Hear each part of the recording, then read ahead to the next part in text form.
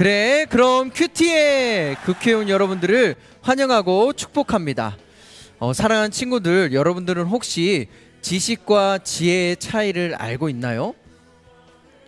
여러분, 지식은 수학, 영어처럼 학문을 배우는 것이라면 지혜는요, 삶을 더 풍성하게 사는 방법을 배우는 것입니다. 그럼 여기서 퀴즈! 세상을 살 때 지식이 많은 사람이 더 행복할까요? 지혜가 더 많은 사람이 행복할까요? 그렇죠, 여러분, 지혜입니다. 지식도 중요하지만 지혜가 있는 사람이 더 풍성한 삶을, 행복한 삶을 살 수 있다는 것이죠. 그렇다면 지혜는 어디에서 찾을 수 있을까요? 오늘 본문 말씀을 통해서 한번 알아봅시다. 먼저 함께 기도하겠습니다. 사랑의 하나님, 이 시간 하나님의 말씀을 묵상합니다. 깨닫는 지혜를 주시고 지혜가 어디에 있는지 발견하는 시간이 될 수 있도록 축복해 주세요. 예수님의 이름으로 기도합니다. 아멘. 이 시간 먼저 본문 말씀을 목사님과 함께 한 목소리로 읽어보도록 하겠습니다. 그러나 지혜는 어디에서 찾을 수 있겠는가? 통찰력은 어디에 있는가? 사람은 그 가치를 알지 못하니 사람 사는 땅에서는 그것을 찾을 수 없다. 깊은 물은 그것은 내 안에 없다고 하고 바다도 내게는 없다고 말하는구나. 그것은 금으로 살 수 없고 은으로도 그 값을 치를 수 없으며 오빌의 금으로도 귀한 루비나 사파이어로도 그 가치를 당할 수 없다. 금이나 유리에 비할 수 없고 순금 세공품과도 바꿀 수 없으며 산호나 수정은 말할 것도 없으니 이는 지혜의 값은 진주 그 이상이기 때문이다. 그것은 에티오피아의 토파지에 비할 수 없고 순금으로 가치를 따질 수도 없다. 그렇다면 지혜는 어디에서 오는 것인가? 통찰력은 어디에 있는 것인가? 그것은 모든 생물의 눈에 숨겨져 있고 공중의 새에게도 감추어져 있다. 멸망과 죽음이 말하기를 우리가 그 이름만을 소문으로 들었다고 하는구나. 하나님께서 지혜의 길을 헤아리시고 그분만이 지혜가 어디 있는지 아신다. 그분은 땅끝을 보시고 하늘 아래 모든 것을 보신다. 그리하여 바람의 세기를 정하시고 물의 양을 재신다. 그분이 비에게 명령하시고 천둥의 길을 내셨을 때 그때 그분은 지혜를 보시고 그에게 말씀을 건네시며 그를 굳게 세우시고 시험해 보셨다. 그러고는 사람에게 말씀하셨다. 주를 경외하는 것이 지혜요 악에서 떠나는 것이 명철이다. 아멘. 우리가 먼저 묵상할 12절에서 22절까지의 말씀은요, 지혜가 어디 있는지에 대해 질문하고 또 지혜의 가치가 얼마나 되는지를 우리에게 가르쳐주고 있습니다. 이르기를 지혜는 땅에서도 찾을 수 없고 깊은 물, 바다에서도 찾을 수 없다고 이야기합니다. 여러분, 이 말을요 바꿔서 말하면 지혜라는 것은 어디 중구난방으로 흩어져 있어서 아무 데서나 찾을 수 있는 것이 아니라 한 곳에서만 찾을 수 있다라는 사실이죠. 그리고 그 지혜는 쉽게 찾을 수 없습니다. 하지만 사랑하는 친구들, 우리는 이 지혜를 반드시 찾아서 소유해야 합니다. 왜냐하면 지혜는 이루 말할 수 없는 큰 가치를 지니고 있기 때문입니다. 지혜는 금으로도 살 수 없고 은으로도 그 값을 치를 수 없습니다.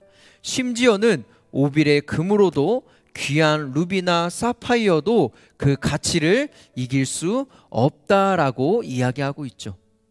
지혜를 흔히 상품의 질로 이야기한다면 여러분, 진주 그 이상의 에티오피아 토파즈 순금에도 비할 수 없다라고 이야기합니다.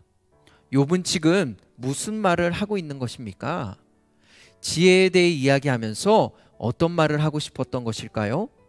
욥은 지혜를 언급하면서 엘리바스, 그 다음에 빌닷, 소발, 너희들이 아무리 지혜 있는 자처럼 이야기하지만 그 지혜는 인간의 학문으로 얻을 수 있는 것이 아니야 라고 말하고 있는 것이죠. 그렇다면 여러분, 지혜는 어디에 있는 것일까요? 욥은 하나님만이 그 지혜가 어디 있는지를 알고 계신다라고 이야기합니다. 왜냐하면 하나님은 땅끝을 보시고 저 하늘 아래 모든 것을 또 보시는 분이기 때문이죠. 또한 사람이 할 수 없는 바람의 세기를 정하시고 또 물의 양을 재시고 할 수 있는 분이다라는 것입니다. 전능하신 분인 것이죠. 더불어 명령 하나로 비와 천둥을 내리시는 분이기 때문입니다.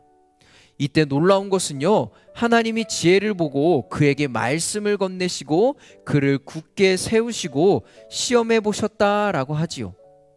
여러분, 이는 하나의 문학적 표현입니다. 이 표현의 핵심은요, 그 엄청난 가치를 가지고 있는 지혜도, 그것을 지닌 지혜도 하나님의 말씀을 들어야 하는 어떤 피조물이다라고 이야기하는 것이죠. 그러면서 욥은요, 이렇게 말하는 것입니다.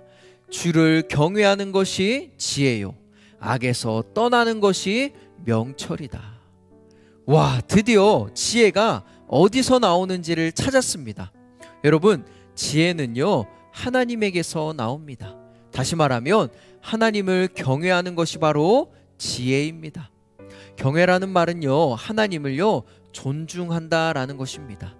또한 악에서 떠나는 것이 바로 명철, 지혜를 얻는 것입니다. 사랑하는 친구들, 지혜가 있는 사람이 행복한 삶을 살 수 있습니다. 그런데요, 이 지혜는 세상 어디에서도 찾을 수 없습니다. 진짜 지혜는 바로 하나님 안에서 발견할 수 있습니다. 다시 말해, 하나님을 경외하는 것이 지혜입니다. 나는 하나님을 경외하며 살아가고 있습니까? 즉, 내 삶에서 하나님을 존중하며 살고 있나요? 내가 어떤 선택을 할 때 내가 원하는 대로 하는 것이 아니라 하나님의 뜻을 물으면서 여러분은 선택하고 있습니까? 내가 공부할 때 내 욕심만 채우기 위해서 공부하지 않고 공부의 목적이 이 세상에서 하나님의 영광을 드러내기 위해 여러분들은 공부하고 있나요? 이것이 바로 하나님을 경외하는 삶입니다. 또 지혜입니다. 또한 악에서 떠나는 삶이 지혜로운 삶입니다. 여러분, 지금 내가 떠나야 할 죄의 자리는 어디인가요? 한 주 동안 묵상하고 그 죄에서 돌이켜 떠나는 여러분들이 되기를 원합니다. 우리 함께 이 시간에 기도하도록 하겠습니다. 사랑의 하나님, 말씀을 통해서 지혜가 어디 있는지를 발견하였습니다. 하나님을 경외하는 삶을 살게 해주세요. 죄에서 떠나는 삶을 살게 해주세요. 그래서 우리가 그 영원한 가치가 있는 지혜를 소유하고 행복한 인생, 풍성한 인생을 사는 우리 모두가 될 수 있도록 인도해 주세요. 예수님의 이름으로 기도합니다. 아멘.